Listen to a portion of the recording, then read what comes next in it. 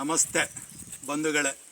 ಈ ದಿನ ನನ್ನ ಪ್ರಾಣಿ ಪಕ್ಷಿಗಳಿಗೆ ಆಹಾರ ಹಾಕೋಕೆ ಅಂತ ಕೆಲವು ಅರಣ್ಯಗಳಿಗೆ ಬಂದಿದ್ದೀವಿ.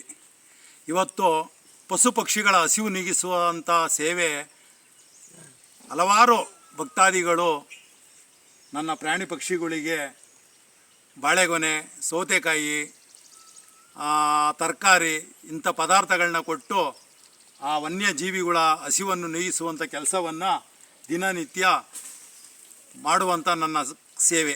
ಅದಕ್ಕಾಗಿ ಪ್ರತಿಯೊಬ್ಬರು ಕೂಡ ಆ ಪ್ರಾಣಿ ಪಕ್ಷಿಗಳಿಗೆ ಹಸಿವನ್ನು ನೀಗಿಸುವಂಥ ಕೆಲಸ ಮಾಡೋದು ಎಲ್ಲ ಮಾಡಬೇಕು. ನಾನು ಒಬ್ಬನೇ ಮಾಡಿದ್ರೆ ಆಗಲ್ಲ. ಅದಕ್ಕಾಗಿ ನಾನು ದಿನ ಇಂಥ ವನ್ಯಜೀವಿಗಳಿಗಾಗಲಿ, ಮರಗಿಡಗಳಿಗಾಗಲಿ, ನಿರಾಶ್ರಿತರಿಗಾಗಲಿ ಇಂಥ ಸೇವೆಗಳನ್ನ ಮಾಡ್ತಾಯಿರ್ತೀವಿ. ಯಾಕಪ್ಪ ಅಂದರೆ ಭಗವಂತ ಒಂದು ಮಾನವ ಜನ್ಮ ಅಂತ ಕೊಟ್ಟಿದ್ದಾನೆ. ಆ ಮಾನವ ಜನ್ಮಕ್ಕೆ ಒಂದಷ್ಟು ತೃಪ್ತಿ ಸಿಗಬೇಕಲ್ವಾ? ಆ ಭಾವನೆ ಇಟ್ಕೊಂಡು ಆ ಪಶು ಪಕ್ಷಿಗಳಿಗೆ ಸೇವೆ ಮಾಡುವಂಥದ್ದು.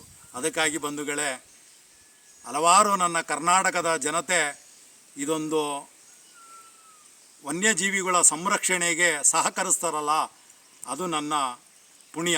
ಅದಕ್ಕಾಗಿ ನಾನು ಪ್ರತಿಯೊಬ್ಬರಿಗೂ ಹೇಳೋದಿಷ್ಟೇ, ನೀವು ಕೂಡ ನಿಮ್ಮ ಜಿಲ್ಲೆಗಳಲ್ಲಿ, ನಿಮ್ಮ ತಾಲೂಕುಗಳಲ್ಲಿ ಇಂಥ ಪಶು ಪಕ್ಷಿಗಳ್ನ ಹಸು ನೀಗಿಸುವಂಥ ಕೆಲಸಗಳ್ನ ಮಾಡಬೇಕು. ಯಾಕೆಂದರೆ ಇವತ್ತು ಪ್ರಕೃತಿ ಉಳಿದ್ರೆ ನಾವು, ಪ್ರಕೃತಿ ಇಲ್ಲಾಂದರೆ ನಾವು ಉಳಿಯೋಕ್ಕಾಗಲ್ಲ. ಅದಕ್ಕಾಗಿ ಹಲವಾರು ಬಾರಿ ನಾನಿಂಥ ಸೇವೆಗಳ್ನ ಮಾಡಿ ಮತ್ತೊಬ್ಬರಿಗೆ, ನನ್ನ ಸ್ನೇಹಿತರಿಗಾಗಿರ್ಬೋದು, ಆತ್ಮೀಯರಿಗಾಗಿರ್ಬೋದು, ಇಂಥ ಸೇವೆಗಳ್ನ ಮಾಡಿ ಅಂತ ಪ್ರತಿಯೊಂದು ಸಾಮಾಜಿಕ ಜಾಲತಾಣದಲ್ಲಿ ತಿಳಿಸ್ತಾ ಇರ್ತೀನಿ. ಅದಕ್ಕಾಗಿ ಹಲವಾರು ಸ್ನೇಹಿತರು ಕೂಡ ಈ ಸಲ ಬೇಸಿಗೆ ಒಳಗೆ ತುಂಬಾ ಕೆಲಸ ಮಾಡಿದ್ದಾರೆ.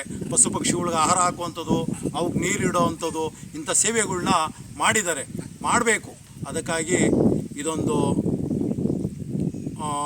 ಪುಣ್ಯದ ಕೆಲಸವನ್ನು ನಿಮಗೆ ತಿಳಿಸುತ್ತಾ ಈ ದಿನ ಸಮಸ್ತ ಕರ್ನಾಟಕದ ಜನತೆಗೆ ಹೃತ್ಪೂರ್ವಕ ಧನ್ಯವಾದಗಳನ್ನ ಅರ್ಪಿಸ್ತಾ ಇದ್ದೀನಿ.